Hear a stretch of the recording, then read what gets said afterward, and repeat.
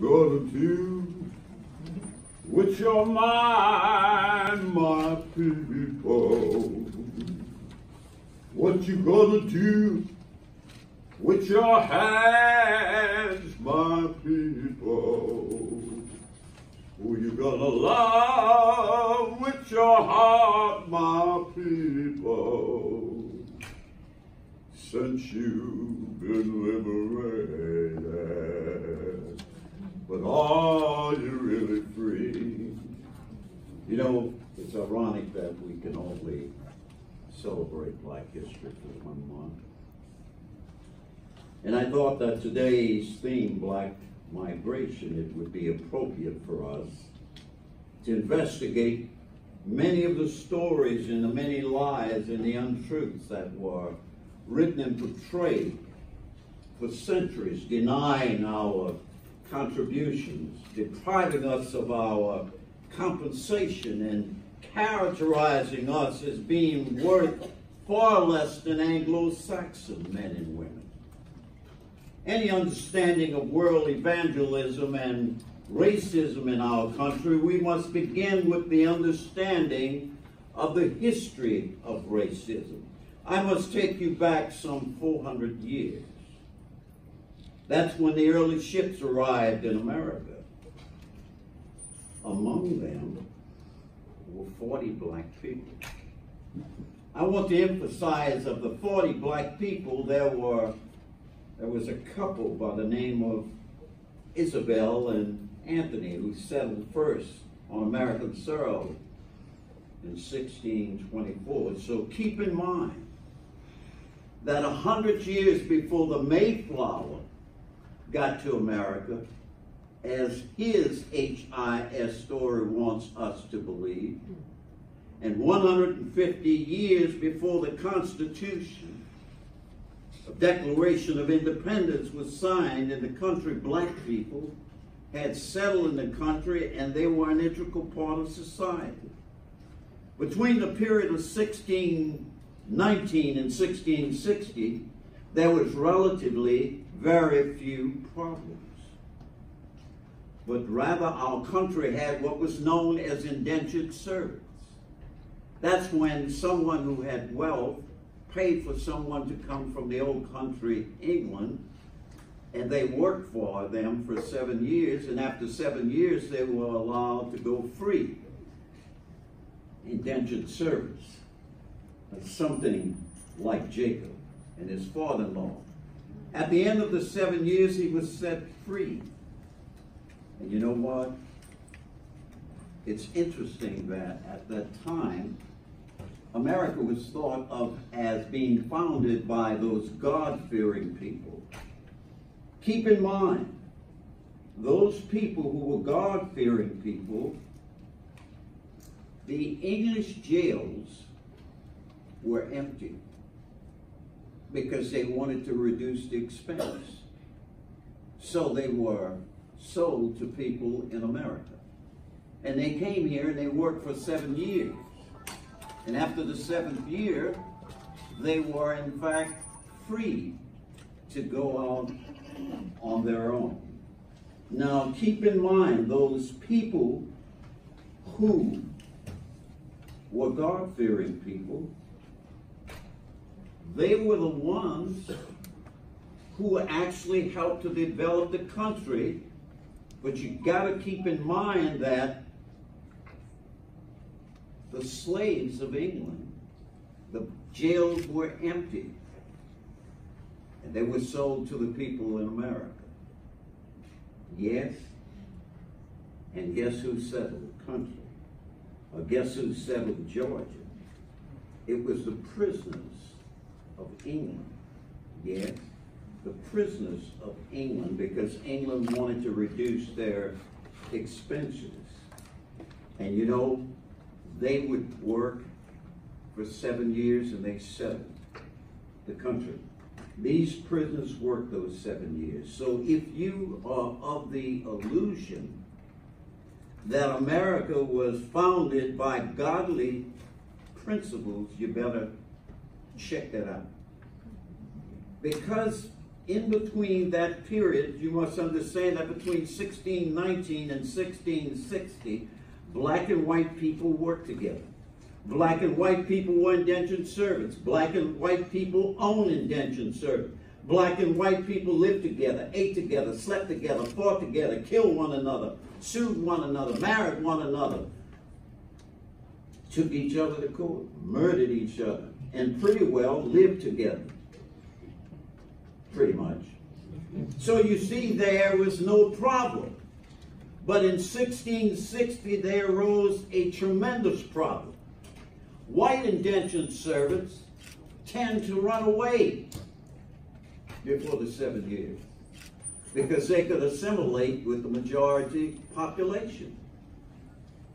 Unfortunately, when blacks ran away, because of their high degree of visibility, they were easily captured.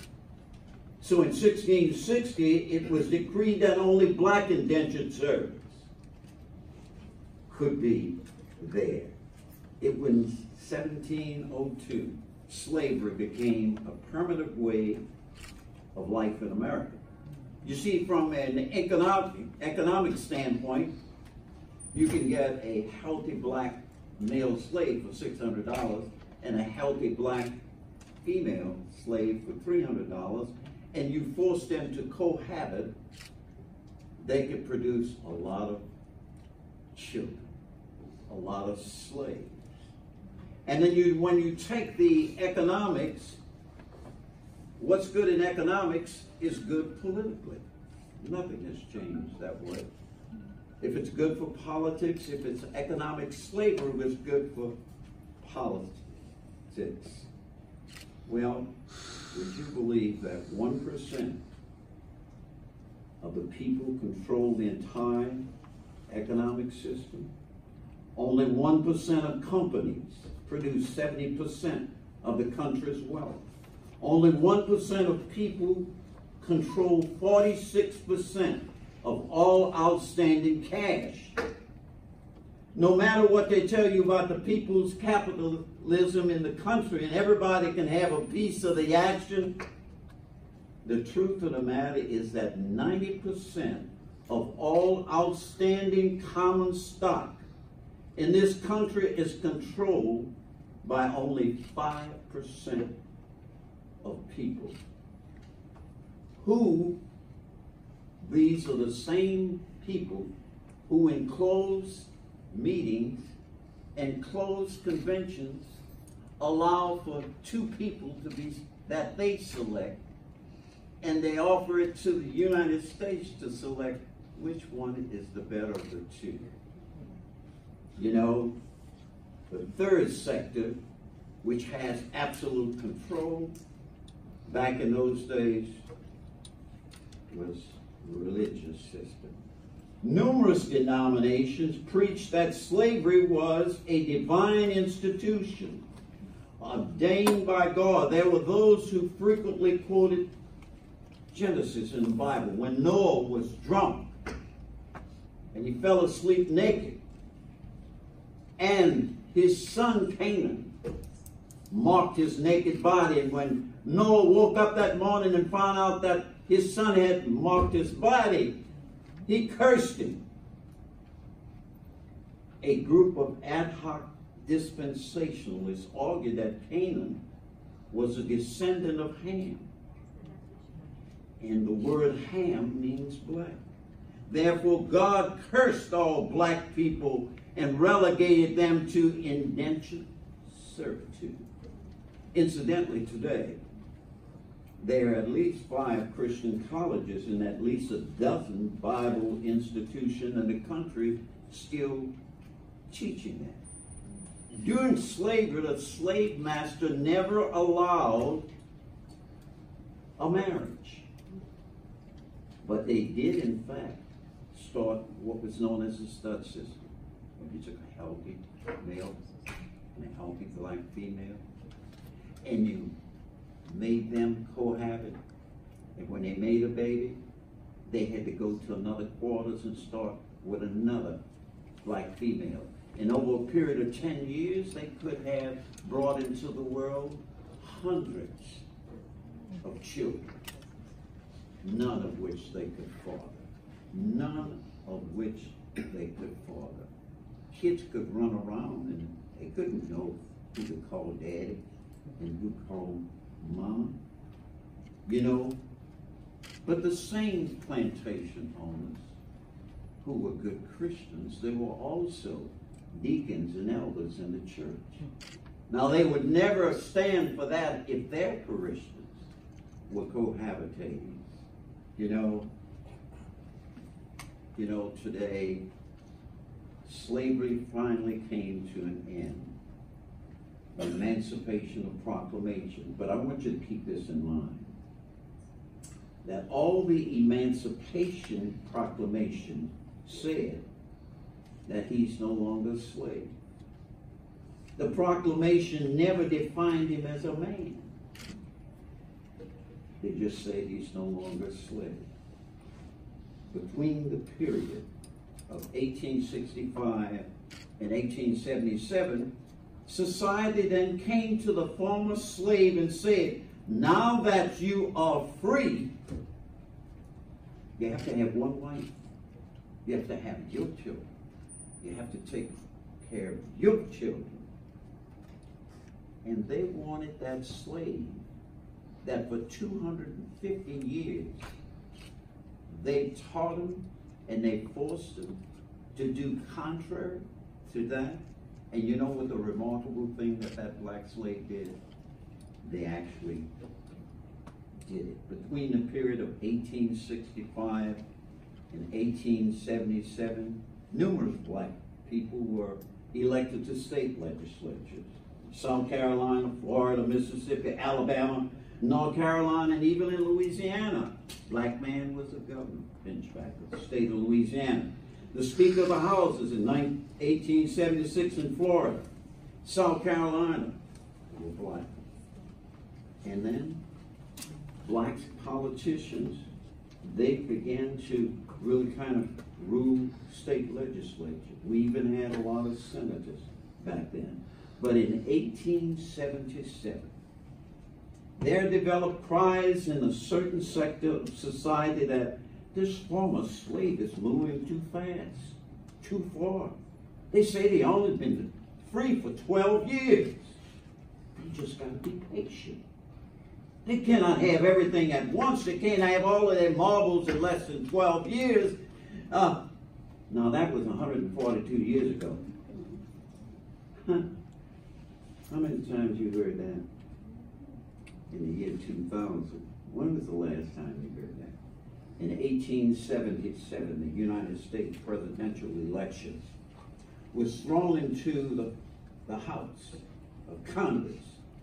Ruther B. Hayes, a former governor of Ohio, had a scheme with the Southern politicians. He said, if you elect me, I will pull the troops out of the South and you can deal with blacks the way you want it. It's ironic that the compromise was put in black and white and agreed and sealed in the Alexander Hotel in Washington, D.C., which just so happened to be owned by a black man and operated. In 1877, Mr. Hayes was elected and he pulled the soldiers out of the South. And what began between 1877 almost until 1970 began a wave of lynchings and unsolved murders, drowning and disappearances of black people unequal in the history of the Western world. Black people were lynched by the thousands, their homes burned, their women raped, their children beaten, and they couldn't go to court to do anything about it. You know, they could be put to death for looking at a white person, or even being familiar with a white person, or even doing something stupid and dumb and illegal like voting. In 1914, World War I came. The black man put on an American uniform and went off to defend America. the land of the free and the home of the Boston Braves. My father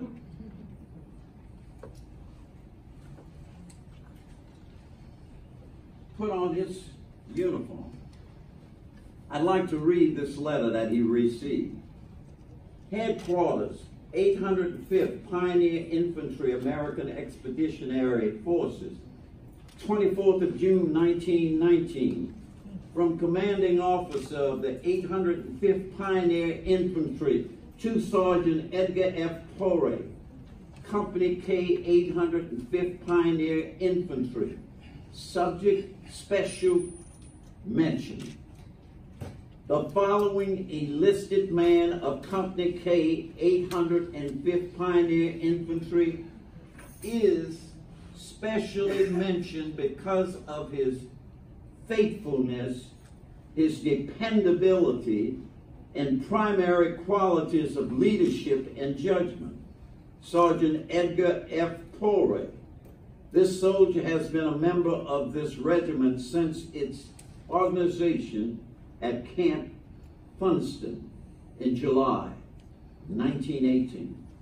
He has served in France throughout the Meuse-Aragon offensive of the 1st American Army, which culminated in the armistice of November the 11th, 1918. Signed, C.B. Humphrey, Colonel, Infantry, U.S.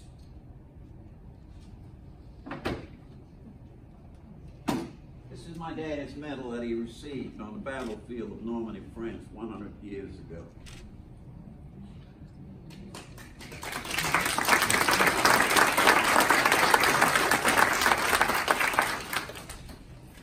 You know, during that time, there was a lot of migration because there were a lot of camps up north. And 90% of black people lived in the South back then. And all of a sudden, songs like So Long Dixie were developed. The North became the promised land.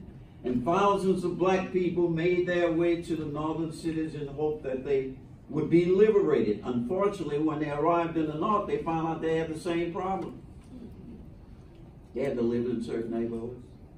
They could only rent in certain neighborhoods. They could only buy in certain neighborhoods. So the segregation was almost the same as the South. It was defined when the first black family moved into the neighborhood, integration was, and the last black-white family moved out of it. During that period, you must keep in mind that in general there were noticeably exceptions, that the evangelical, Bible-believing, Orthodox, conservative church were extremely quiet. In fact, those were the same people that during slavery argued that it was not their business to become involved in slavery, because those were social issues. We were called to preach the gospel. We must deliver the word. We must save people's souls. We must not involve in the issue of liberating people from the chains of slavery. If they would only accept Jesus Christ as their Savior by and by, they will be free over there. To a great extent, the evangelical church in America supported the status quo during slavery. And you know, they would only come to tell when we wanted to keep the people cool. And we will preach the gospel for those folks so that they won't riot. We will preach the gospel for those folks so we keep the lid on the can. So they were very careful to point out such scriptures as, obey thy master. Those scriptures that say, love thy enemies, do good for them that hurt you. But no one ever talked about the atrocities of the oppressor. Thomas Glapion and Edmund Glapion, my first cousins, on my father's side of the family, like my father, served in World War II honorably, and Thomas also served in the Korean conflict, retiring as a master sergeant after 30 years of armed service. I served in the 377 Transportation Company for 5 years.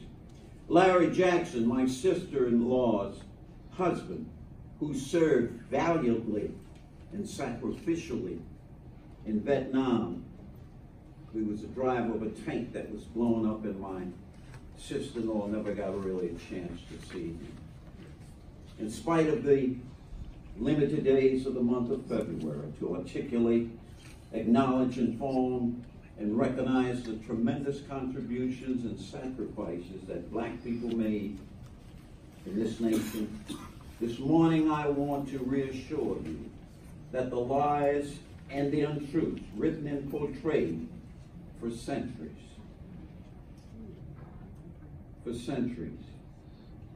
they don't really characterize us as a people. Instead, if you think that we're bad, just look at Edgar Poree Sr. Just look at Thomas. Let's look at Edmund. And let's look at Larry. They were all black men. They were all black veterans. In recognition of all veterans, I submit the official record of the Veterans Administration's 2019 History Celebration, Exhibit 8. How does one describe a veteran? How does one describe a veteran? It would take volumes of superlatives to adequately do so because time restraints. This is how I describe a veteran. The V is vigilant, vigor, vitality, valor, and an MVP, and I'm not talking about a football MVP, most valuable player. I'm talking about a most valuable protector of this nation's security. That's a veteran. The E in veteran is energetic, ethical of moral principle, exemplary, representing the best of its kind, eminent, having qualities of being distinguished, an example to emulate, especially during these tumultuous, divisive times in our nation. That's a veteran. T for trustworthy, a team player, tenacious during critical challenges, holding strong in spite of tremendous odds, tactful, holding firm to commitments and principles, not flip-flopping a line during a moment of truth. It is needed when moral leadership is essential. That's a veteran.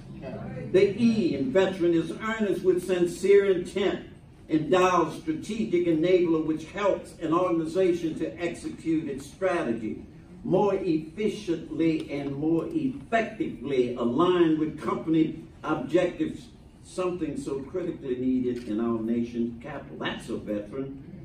The R for responder, first to arrive and commit unconditionally and sacrificially themselves to save others in times of crisis.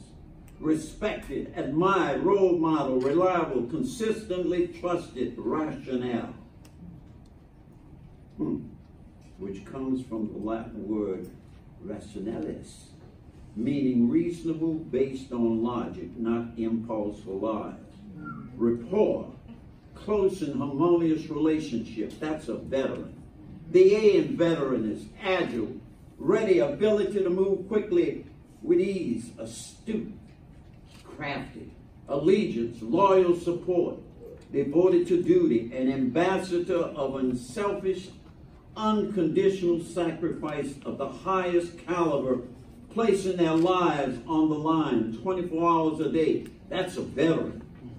Neighbors from our old neighborhood, where we were classmates and friends, many who became sweethearts, married and had families and served valiantly during World War I, World War II, Korean conflict, Vietnam, and today's conflict. That's a veteran. Finally, after 400 years, today, my brothers and sisters, let freedom ring when we in the African American black community can learn how to handle success. Just because you got a BA degree and an MBA and a PhD Does it mean you got too cold to cry and too cute to clap? Too important to pat your feet, too sophisticated to shout, too arrogant to praise the Lord, let freedom ring. Even though we experienced failure, we just kept on trying. But now that we've become successful, can we still be humble? Do you remember the time when many of us had hand-me-down clothes? Yes, we still stood proud. But now we're wearing silk and cashmere and mink, and we still maintain the common touch. I remember when so many of us were very poor, yet we still remain vigilant too. But can we stand to be rich and still be kind? I knew when many of us lived in a shotgun shack, because we lived in one, and yet we still were clean. But now that we live in a mansion, can we live in a place where we would be hospitable? I knew when many of us were popular, yet we held on our convictions. But when we became celebrities, could we still hold on our integrity? I remember being down and out, and yet we still managed to look up. But now we're riding high in popularity. Can we still reach down and help our brothers and sisters up? Let freedom ring, my brothers and sisters. Let freedom ring. And when freedom rings, no longer will we need to have black migration. If I were Chinese, I'd say Odaha. If I were Danish, I would say Mingata. If I were Italian, I'd say Gracia. If I were Hebrew, I would say Todaraba. If I were Greek, I would say Eudorosto. If I were Japanese, I would say Dori Gato. If I was Portuguese, I'd say Obrigado. If I were French, I'd say Merci beaucoup. If I was Spanish, I'd say Muchas gracias. If I were German, I'd say Dukashan. If I was Russian, I would say Pasiva. If I were Kenyan, I would say Ashanti. If I were Nigerian, I would say Ashapupu. If I was Zulu, I would say Anziabanga. Because I'm a black American, I say thank you.